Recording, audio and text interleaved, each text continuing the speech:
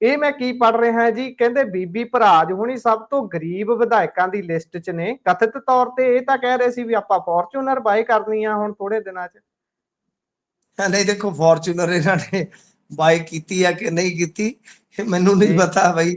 ਗੱਲ ਇਹ ਆ ਕਿ ਅਸਲ ਦੇ ਵਿੱਚ ਇੱਕ ਨਾ ਲਿਸਟ ਜਾਰੀ ਹੋਈ ਹੈ ਕਿ ਸਭ ਤੋਂ ਗਰੀਬ ਐਮਐਲਏ ਕੌਣ ਆ ਤੇ ਸਭ ਤੋਂ ਅਮੀਰ ਐਮਐਲਏ ਕੌਣ ਆ ਇੰਡੀਆ 'ਚ। ਜੀ ਤਾਂ ਸਭ ਜੀ ਤੋਂ ਜੀ ਗਰੀਬ ਐਮਐਲਏ ਹੈ ਨਿਰਮਲ ਕੁਮਾਰ ਦਾਰਾ, ਭਾਜਪਾ ਦਾ, ਪੱਛਮ ਬੰਗਾਲ ਤੋਂ। 1700 ਦੀ ਪ੍ਰਾਪਰਟੀ ਹੈ। ਨਰਿੰਦਰ ਪਾਲ ਸਵਣਾ ਫਾਜ਼ਿਲਕਾ ਤੋਂ, ਆਮ ਆਦਮੀ ਪਾਰਟੀ ਦਾ, ਉਹ ਦੂਸਰੇ ਨੰਬਰ ਦਾ ਗਰੀਬ ਹੈ, 18,370 ਦਾ। ਰਹਿੰਦਾ ਇਹ ਵੀ ਲਗਜ਼ਰੀ ਗੱਡੀ 'ਚ ਆ, ਪਤਾ ਨਹੀਂ ਕਿਹਦੀ, ਹੁਣ ਤੁਸੀਂ ਪਤਾ ਕਰਨਾ।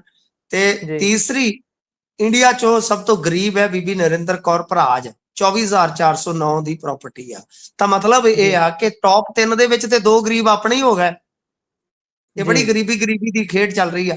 ਉਧਰੋਂ ਸਭ ਤੋਂ ਅਮੀਰ ਹੈ ਜਿਹੜਾ, ਉਹ ਵੀ ਭਾਜਪਾ ਦਾ ਹੀ, ਪਰਾਗ ਸ਼ਾਹ, 3383 ਕਰੋੜ ਦੀ ਜਾਇਦਾਦ।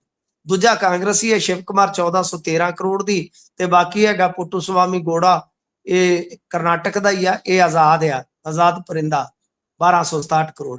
ਅੱਛਾ, ਹੁਣ ਜਿਹੜੀ ਇਹ ਸਾਰੀ ਗਿਣਤੀ ਹੋਈ ਆ ਨਾ, ਪਹਿਲਾਂ ਮੈਂ ਵੀ ਹੈਰਾਨ ਸਾਂ ਕਿ ਕਿਵੇਂ। ਜੀ ਤਾਂ ਇਹ ਜਿਹੜੇ ਮਤਲਬ ਕਿ 22 ਤੱਕ ਇਹਨਾਂ ਦੇ, ਜਿਵੇਂ ਆਪਣੇ ਲਾਸਟ ਚੋਣ ਹੋਈ ਆ ਵਿਧਾਇਕਾਂ ਦੀ, ਕਦੋਂ ਹੋਈ ਆ? 22 ਚ।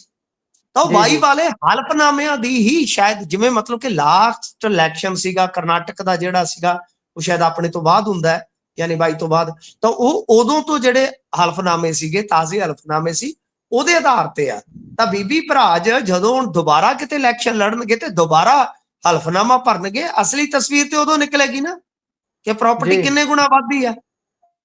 ਠੀਕ ਹੈ ਨਾ ਜੀ। ਹਾਲਾਂਕਿ ਇਹ ਡਿਕਲੇਰੇਸ਼ਨ ਹੁੰਦੀ ਆ, ਨੇਤਾ ਤੁਹਾਨੂੰ ਪਤਾ ਅੱਜ ਕੱਲ ਤੇ ਪ੍ਰਾਪਰਟੀ ਇੰਡੀਆ 'ਚ ਬਣਾਉਣੋਂ ਹੀ ਹਟ ਗਏ। ਉੱਥੇ ਕੈਨੇਡਾ, ਆਸਟ੍ਰੇਲੀਆ 'ਚ ਇੱਧਰ ਹੀ ਕੱਢ ਦਿੰਦੇ ਨੇ ਪੈਸੇ। ਅੱਜ ਕੱਲ ਆਸਟ੍ਰੇਲੀਆ ਬੜਾ ਮਸ਼ਹੂਰ ਹੋਇਆ, ਕਹਿੰਦੇ ਕਿ ਉੱਥੇ ਬੜਾ ਅੱਛਾ ਕੰਮ ਆ, ਬਹੁਤ ਉੱਥੇ ਵੀ ਬਿਜ਼ਨਸ ਅੱਛੇ ਰਿਟਰਨ ਦੇ ਰਹੇ ਨੇ, ਉੱਥੇ ਵੀ ਪੈਸਾ ਚੰਗਾ ਵਾਵਾ ਸਕੋਪ ਹੈ। ਭੇਜ ਰਹੇ ਨੇ। ਜੀ ਹਾਂਜੀ ਜੀ ਹਾਂ, ਭਵਿੱਖ ਅੱਛਾ ਹੈ, ਬਿਲਕੁਲ ਬਿਲਕੁਲ।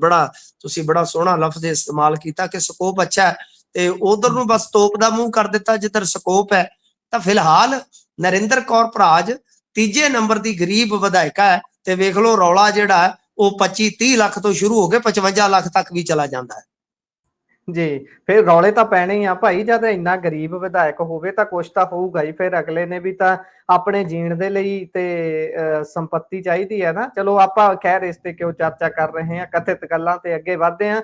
ਸੋ ਕਰਨਲ ਮਾਮਲੇ ਦੇ ਵਿੱਚ ਨਿਆਇਕ ਜਾਂਚ ਦੇ ਹੁਕਮ ਦੇ ਦਿੱਤੇ ਗਏ ਨੇ ਜੀ। ਇਹ ਵੀ ਮਾਮਲਾ ਚੰਗਾ ਤੂਲ ਫੜਿਆ ਹੋਇਆ ਸੀ, ਪਰ ਜਦੋਂ ਤੋਂ ਕੱਲ ਤੋਂ ਐਕਟਿਵ ਹੋਏ ਨੇ ਇਧਰਲੇ ਬੰਨੇ ਨੂੰ ਪੁਲਿਸ ਮੁਲਾਜ਼ਮ ਨਾਨਕ ਸਿੰਘ ਵੀ ਉੱਥੇ ਲਗਾਤਾਰ ਬਾਰਡਰ ਤੇ ਫਿਰ ਰਹੇ ਨੇ। ਤੇ ਹੁਣ ਇੱਧਰ ਨੂੰ ਧਿਆਨ ਥੋੜਾ ਘਟਿਆ, ਪਰ ਹੁਣ ਮੌਜੂਦਾ ਜਾਣਕਾਰੀ ਕੀ ਹੈ ਇਸ ਦੀ? ਦੇਖੋ, ਗੱਲ ਇਹ ਆ ਕਿ ਸਭ